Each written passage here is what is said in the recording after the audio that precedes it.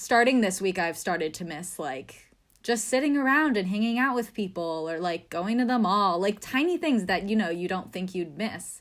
Environment and energy always affects me so much, which is, I think, why I like New York, because it gives me energy. But this gives me a certain kind of energy, like almost like a wave of energy instead of like a punch of it. And so I think collaboration kind of, especially for artists, kind of is a great way to remind us each day that we're still humans, we're still artists, we're still dancers, we're still doing the thing. It's just a little different for a little while. Like, I think it'll be easier for me to immerse myself in an idea or a work because I've spent all this time really having the only option but to immerse myself in one thing at a time. And I've just been kind of learning how to be me with that environment. Improvising by nature, you're like kind of adapting to your environment more like naturally than trying to do like a technique combination. I feel like adaptation is a big part of anyone's life, and especially us, like going into college, moving to New York, abruptly moving home, already graduating with like a BFA in dance. There's not like a super traditional path that people take. It really just forces you to like take things day by day, which isn't something that we're like, that's not an opportunity that we get a lot of the time. I think there's a lot of like solidarity in that, and you definitely like feel that, whether it's like scrolling on Facebook and seeing like your friends in New York who have also been like cooped up in their apartment all day, or just getting on class and seeing everyone like trying to do the same things and work through similar circumstances. In order to kind of like slow down this whole thing, collaboration is definitely necessary. Like, we need to collectively like stay home and take these extra precautions. And I think that's kind of, I don't know, it's kind of like beautiful that we're all required to do something that can be, that's just like slowing down, you know? Somebody said that quarantine and like lockdown is making us look in the mirror and reflect on ourselves and who we are and think deeper and more introspectively. Because honestly, I don't think it's in our nature to want to bring other people down or to like climb to the top or to feel that need to like knock people out of the way so we get in front of them. We just feel like, as though we have to. But now that we're at home and time has kind of paused and we're realizing that there's not that need anymore, we don't feel that desire to push people out of the way. We want to collaborate more. You don't need a lot of money or a lot of tools to make great work.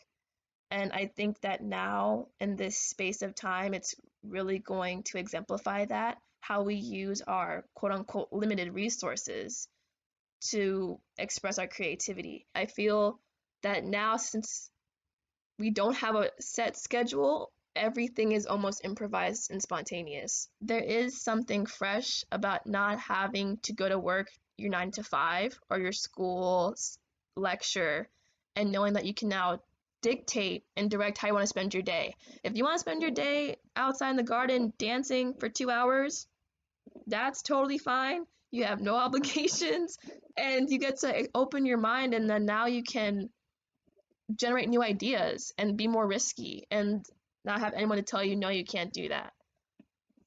Where I dance is right underneath a large door frame by the main entrance of our hallway. If you're in the studio, it's all in one place than in those four corners or sides of your computer screen, which is a frame in and of itself. It's really hard to do, I guess, to do something full and not full at the same time. I think of taking the lesson of necessity, that you really have to make it work, because the only other option is just not doing it. Just think that everybody's in a super hard situation. Don't beat yourself up, because there's only so much you can do. But honestly, our task of what we do is different, so we have to approach it differently. Even though we're stuck inside, I've been trying to stay more connected in the outside world in terms of just dancing outside in nature. I took a bike ride up to a park 2 weeks ago and recorded myself just doing some improv, just because I wasn't in any fancy dance clothes or had any music or invention other than just being and dancing in the space. It was helpful to me to be calm and dance from a very intention-based way, and just kind of breathe and take a look around. I think being separate from one another really brings out from the creator, initiator, what is being collaborated on, who they really want to work with and how they work. It's great because it shows us no matter how far apart we are, we can still accomplish that and make something meaningful. When working in a virtual reality as we are now in 2020, collaborations only become more important for artists. Collaboration entails communication, which has been restricted by not being able to have human physical connections. At this point, artists must then become hyper aware of what their physical surrounding has to offer. In order to survive, we must be creative. These adaptations have only made us stronger, and I believe each adaptation is a creative process in and of itself. I find adaptations to be a beautiful part of human evolution because it pushes us all to be artists. I think it's easier to get re-inspired when you have information that's not your own. I mean, it just made me think like how much more aware we become of what we don't have when we don't have it. I think when you have like a medium like dance that we do to kind of use it as a tool or a mechanism to find this sense of collaboration is really useful and something unique to people who have something like that. In creation, let's say, there are various tools to like give yourself restrictions, and a lot of those times restriction then allows you to explore in new ways that feel new and fresh and exciting, and basically taking something away allows the input of something else. Still trying to dance every day and do something, like I feel like for me that's where my spontaneity comes in and is able to be expressed, is to improv and to discover things and to create in new ways. It's a lot of self-discovery, a lot of introspection and reevaluation to an unknown that sometimes is scary, but I think it's also there are restrictions that are limiting that unknown.